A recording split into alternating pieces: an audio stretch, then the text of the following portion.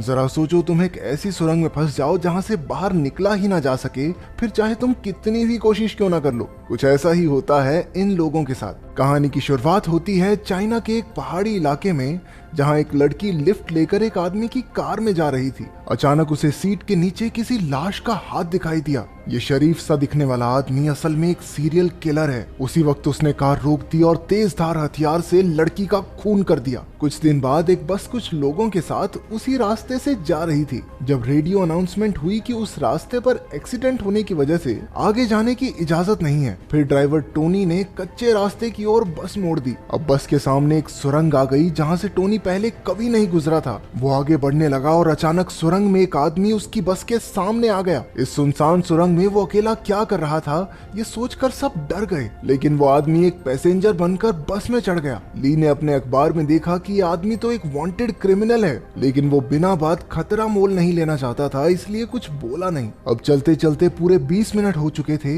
लेकिन बस अब भी सुरंग में ही थी। टोनी जानता था कि देश की सबसे बड़ी सुरंग को पार करने में भी 10 मिनट ही लगते हैं, लेकिन ये सुरंग तो खत्म ही नहीं हो रही थी। आखिरकार सबने वापस मुड़ने का फैसला किया, लेकिन फुल स्पीड में 30 मिनट चलने के बाद भी वो शुरुआत तक पहुंच ही नहीं रहे थे। ये एक अंधेरी सुरंग थी जिसका कोई अंत नहीं था। सब डर कर बस से नीचे उतर गए। अचानक जिंग को अपना फोन जमीन पर पड़ा दिखा, जो उससे गलती से सुरंग की शुरुआत में गिर गया था। अब ये साफ हो चुका था कि ये कोई आम सुरंग नहीं है। ली ने आगे बढ़कर कहा कि उन्हें चलकर बाहर का रास्ता ढूंढना चाहिए, लेकिन घना अंधेरा होने की वजह से वहाँ कोई भी आसानी से गुम हो सकता था। इसलिए जिंग ने उसे अपना ऊन का गोला दिया। ली एक हिस्सा लेकर आगे बढ़ने लगा और दूसरा हिस्सा वोंग नाम के एक दूसरे पैसेंजर के पास था। तभी सुरंग वाले अनजान आदमी ने कहा कि वो भी ली के साथ चलेगा। उस आदमी का नाम चियान है। कुछ देर बाद वहाँ धुंध पड़ने लगी और बस के लोगों को दूर से 2 आदमी उनकी तरफ आते दिखाई दिए। सब उनका सामना करने को तैयार थे, लेकिन ये कोई और नहीं बल्कि ली और चियान ही थे। वो सुरंग बिल्कुल सीधी थी, लेकिन फिर भी न जाने कैसे लोग घूमकर एक ही जगह पहुंच जाते थे। अब वो फंस चुके थे, इसलिए ली ने सारी खाने पीने की चीजें सभी लोगों में बांट दी। अब चारों आदमी फिर से रास्ता ढूंढने निकले, जबकि औरतें और बच्चे बस में ही रुक गए। थोड़ी देर बाद जिंग ने देखा कि सिर्फ 30 मिनट में ही उनकी बस पर धूल जम चुकी थी। घबराकर उसने सबको उठाया और बस से बाहर ले आई। उधर चारों आदमी भी एक बार फिर से वहीं पहुंच गए। टोनी ने देखा कि उनका खाना भी एकदम सड़ चुका था। इसका मतलब ये था कि इस भूल भुलैया में समय भी असली दुनिया के मुकाबले ज्यादा तेजी से बढ़ रहा था। उन्होंने बस में देखा तो उन्हें पूरी सुरंग का एक नक्शा दिखाई दिया, जो न जाने कौन वहां पर रखकर चला गया था। ली ने नक्शा समझने की कोशिश की, लेकिन उसी वक्त लाइट चली गई और अचानक ली भी गायब हो गया। वहां खून के निशान थे, जिसका पीछा करते करते सब एक खोखली दीवार तक पहुंच गए। उसे तोड़कर वो एक अजीब से कमरे में पहुंचे, जहां बहुत से गुम हो चुके लोगों की तस्वीरें थी। वहां पूरी जगह का इंजीनियरिंग डायग्राम पड़ा था। उसके मुताबिक यहाँ कुल मिलाकर 6 सुरंगें थी जो आपस में जुड़ी हुई थी। चियान ने हिसाब लगाया कि बाहर निकलने के लिए उन्हें 6 की 6 सुरंगों को पार करना होगा। उसके मुताबिक इसी कमरे में दूसरी सुरंग का रास्ता मिलेगा। कमरे में उन्हें एक अजीब सा कैलेंडर भी मिला, जिस पर सिर्फ 15 जुलाई की ही डेट थी। चियान ने उसे फाड़ दिया और उसके पीछे एक खुफिया दरवाजा मिला। उनके जाने के बाद कमरे के टीवी में एक औरत दिखाई दी, जो एक छोटी सी गुफा में कैद थी। इसके बाद वो सब दूसरी सुरंग में पहुंचे, जहां उन्हें उसी जगह पर अपनी बस मिली। लेकिन बस को देखकर ऐसे लग रहा था मानो वो महीनों से वहां खड़ी हो। बस में उन्हें अचानक से नूडल्स मिल गए, लेकिन टोनी ने बंदूक की नोक पर खाने पर कब्जा कर लिया। क्योंकि यहाँ पर समय बहुत तेजी से बढ़ रहा था, इसलिए सबको बहुत जल्दी भूख लग गई, जिसकी वजह से वो जानवरों की तरह बर्ताव करने लगे। सैरा नाम की एक पैसेंजर, जो पेशे से एक मॉडल थी, खाने के लिए टोनी के साथ जिस्मानी संबंध बनाने को तैयार हो जाती है। वैंग ने चुपके से एक नूडल्स का पैकेट चुरा लिया, लेकिन टोनी ने उसी वक्त उस पर हमला कर दिया। अंधेरे में अचानक से कोई पीछे से टोनी का खून कर देता है और बाकी सब बस देखते ही रह गए। वोंग की नजर बस के नीचे एक गटर के ढक्कन पर पड़ी। उसके अंदर जाने पर वो सभी एक और अजीबोगरीब कमरे में पहुंच गए। इस बार टीवी पर वो लड़की धीरे धीरे गुफा में डूब रही थी। ग्रुप को एक बार फिर वही कैलेंडर दिखा, जिसके पीछे एक और खुफिया दरवाजा था। उसे पार करके अब वो तीसरी सुरंग तक पहुंच गए थे।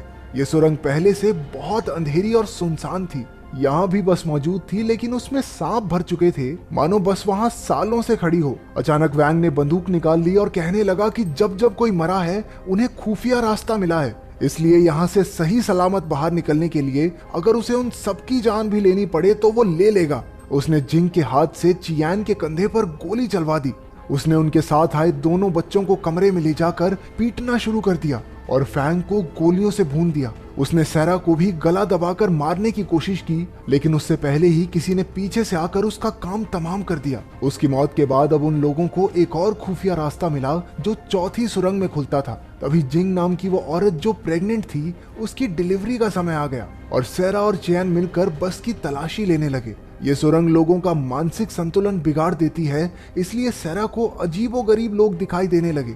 डर कर वो बस से बाहर भागी, लेकिन उसके चारों ओर लाशें ही लाशें थी। वहीं उसे एक शीशा दिखा और उसमें देखते ही किसी ने उसे पीछे से मार डाला। चियान, जिंग और पार्क आगे बढ़ने लगे, लेकिन रास्ते में ही जिंग का बेटा मर गया।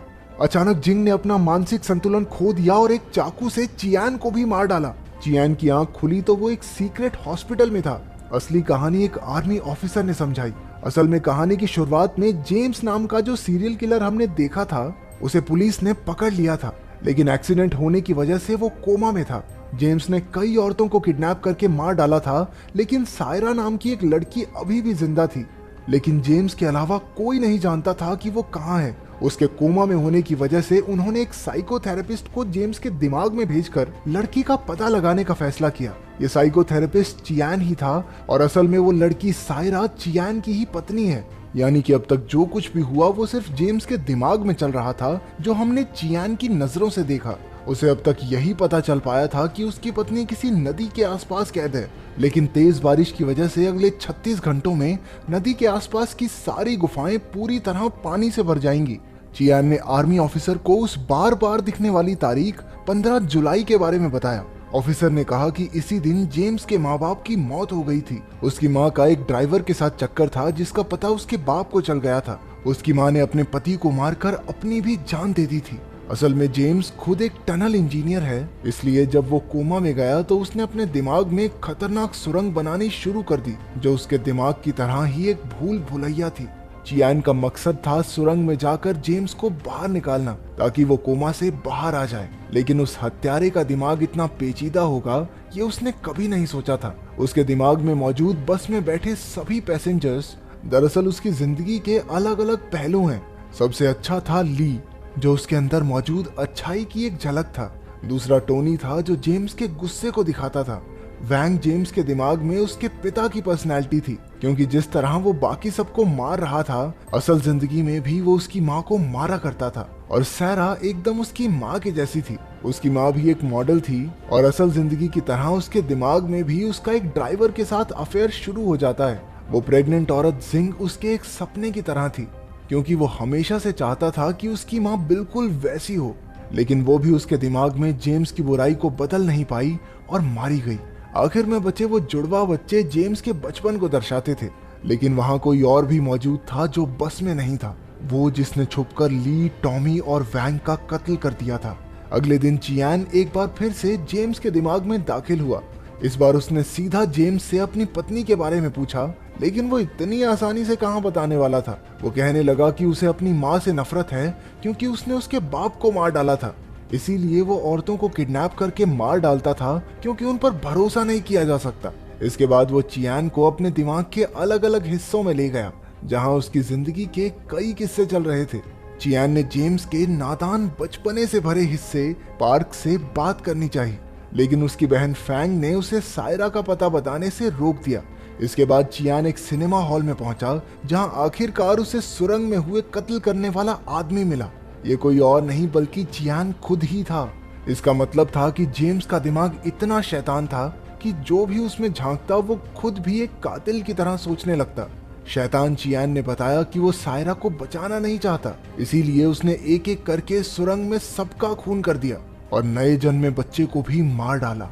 इसके बाद वो असली चियान को एक अंधेरी जगह पर ले आया, जहां उनका आखिरी मुकाबला होगा। जल्द ही जबरदस्त लड़ाई शुरू हो गई, लेकिन जैसे ही असली चियान जीतने वाला था, एक और शैतान चियान वहां आ गया, जिसका सीधा मतलब ये था कि शैतान कभी मरेगा नहीं। उधर बारिश काफी तेज हो रही थी और पानी अब सायरा की गर्दन तक पहुंच चुका था। तभी असली चियान के दिमाग में एक आइडिया आया। अगर वो अपनी जान दे दे तो उसके साथ साथ उसकी बुराई भी खुद ब खुद मारी जाएगी।